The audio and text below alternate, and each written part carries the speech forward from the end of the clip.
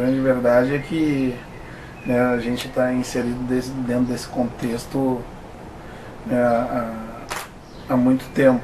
Né, não é um tema atual. Eu acredito que nesse momento, né, se tornou muito mais visível, né, principalmente porque, de modo geral, as pessoas começaram a se inconformar com manifestações preconceituosas sobre qualquer natureza, inclusive na questão do racismo. Então o fato de hoje, né, a gente estar falando mais frequentemente sobre o assunto, né, e até mesmo outros casos ter se tornado mais visíveis recentemente, principalmente no esporte, né, quer dizer que nós estamos atentos e abertos, né, a debater, a falar sobre esse assunto que na verdade sempre foi um tabu, né, em que muito, né, se questionava se o Brasil, pela essa miscigenação, né, haveria ou não, né, a questão do racismo presente, né, e a gente entende, sabe que, né, que o preconceito ele existe, né, e ele é de uma certa forma com relação à cor da pele, mas também é com um preconceito, né, social, né, em que as camadas mais pobres da sociedade ainda são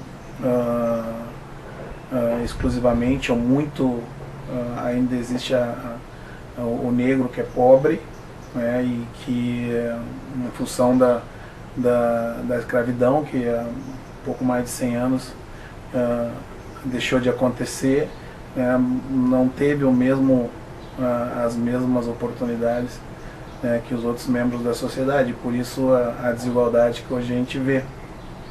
Mas o fato de nós estarmos hoje falando a respeito, para que consigamos chegar a um denominador comum, né, enfrentando o problema de uma certa forma de frente, entendendo que ele existe, que precisa ser minimizado, para mim é uma grande vitória, né, falar a respeito disso tudo.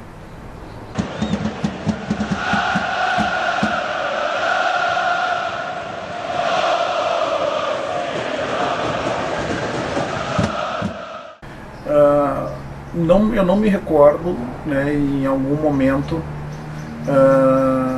ter sofrido insultos racistas ou preconceituosos, no período que atuei como jogador de futebol profissional e pelos clubes que passei, né, até porque acredito que muito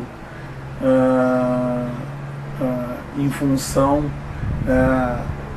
que por vezes nos estádios de futebol, né, e onde me parece que os torcedores, né, vão para esse ambiente, né, com o intuito de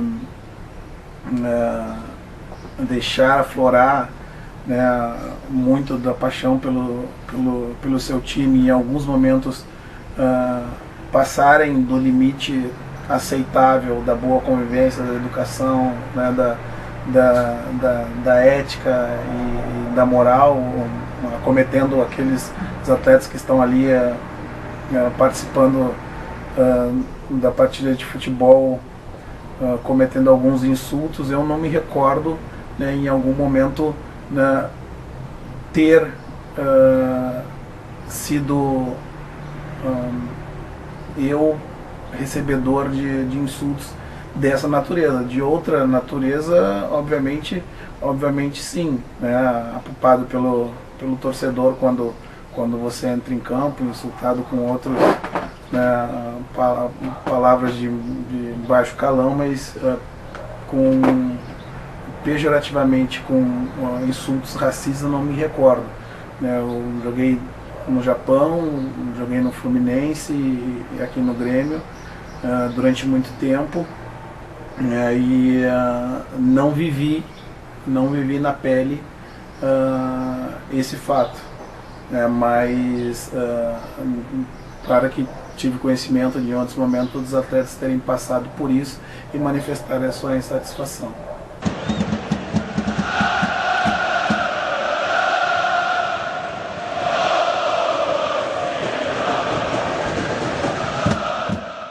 Eu acho que não corremos esse risco porque, na minha opinião, o futebol é o esporte mais democrático de todos, né?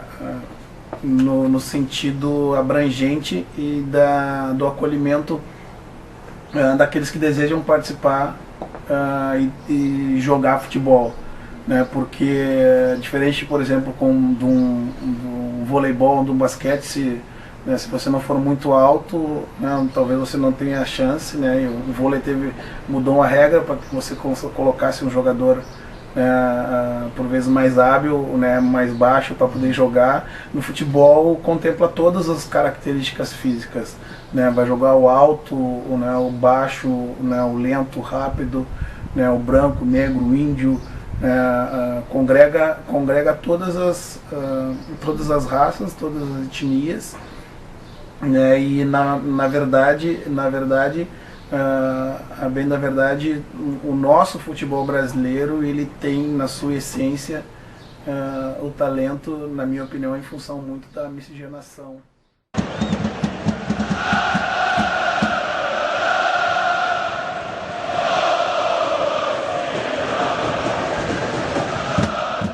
Bom, acho que o mais importante desse processo todo é porque a gente não corra o risco, né, de perder a questão democrática dentro do futebol e que o futebol continue abrangendo a todos e a tudo de uma forma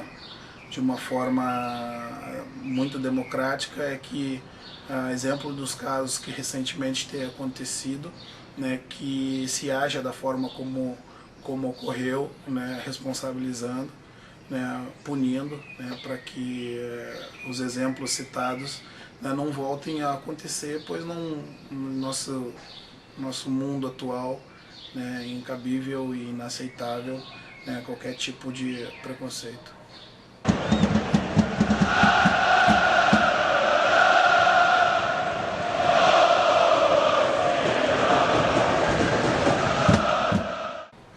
Agora, recentemente, esse é um dado da ONU, acho que muita gente tomou conhecimento, né, da questão das oportunidades direcionadas a negros e brancos dentro da estrutura do nosso país, né? E acho que ficou bem claro, né, com os números, né, de que existe de fato, né, uma desigualdade, né? Quanto mais escura o tom de pele do indivíduo, né, mais se agravam essas questões, né? Mas dentro de um processo histórico, né, onde se procura resgatar tudo que, em função da escravidão, né, foi em algum momento, né, deixado de lado. O mais importante, no meu ver, é que as ações estão sendo tomadas, né, por parte do governo, né, para minimizar, né, ou resgatar, né, essa desigualdade histórica que existe. O sistema de cotas, né, a inserção dentro do mercado de trabalho, a capacitação, a questão para mim o mais importante de tudo, a questão o aumento, a elevação da autoestima, da identidade, né, do negro e a importância dentro da sociedade brasileira, da construção do nosso país. Isso tudo, essas referências, né, como modelos, né, de sucesso e que os negros podem seguir dentro da sociedade brasileira.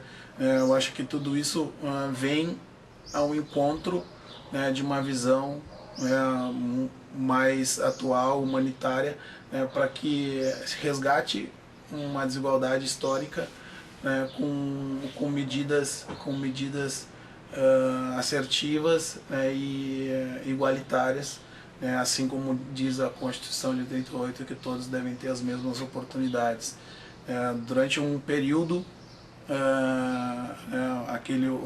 uma criança negra, né, um adolescente negro não se enxergava em outras áreas da sociedade, não tão somente como jogador de futebol, né, porque era onde era no segmento onde se olhava e se enxergava, né, negros, né, de sucesso, né. Hoje a gente consegue ver em outras áreas, né, do conhecimento, e que estimulam a que os meninos estudem e tenham a possibilidade de chegar nos mais altos cargos, né, de capacitação da nossa sociedade. É um processo que vai levar um tempo, mas ele já foi iniciado e a gente já vê mudança.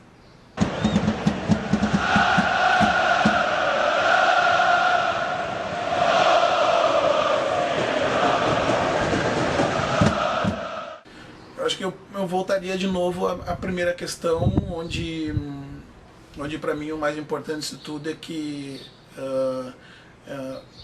nós estamos hoje debatendo o assunto abertamente.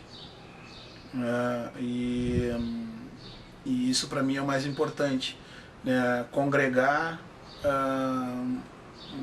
especialistas, pessoas ligadas à sociedade, né?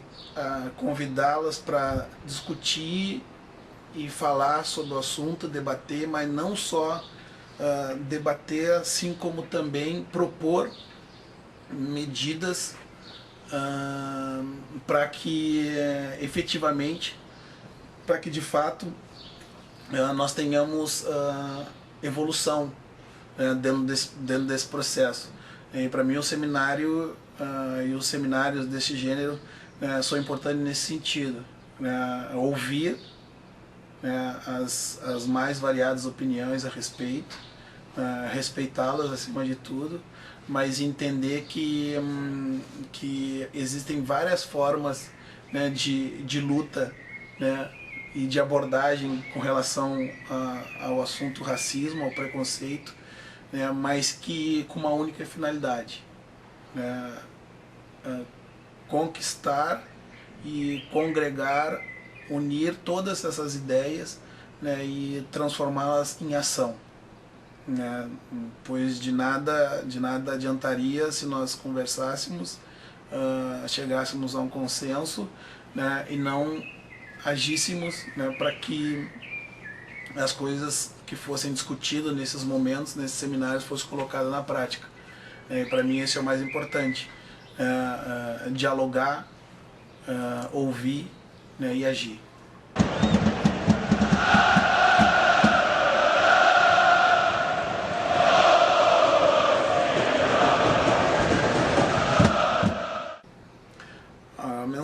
A mensagem que eu gostaria de deixar é que independente de qual raça, né, credo, né, orientação sexual, que todos nós como indivíduos temos o direito, né, de respeitar a individualidade e a escolha de cada um de nós. E que na sociedade moderna em que nós vivemos não há espaço mais para intolerância, seja de qualquer tipo de origem. Que nós façamos um exercício de conduta e pensamento onde o meu direito vai até onde inicia o direito do próximo. Se nós conseguirmos entender que nós temos que nos respeitar o próximo, respeitar o meio onde a gente vive, eu tenho certeza que não haveria necessidade de nenhuma lei criada pelo homem para conduta de um indivíduo enquanto sociedade. À medida que nós consigamos respeitar as escolhas do próximo, nós todos viveremos bem.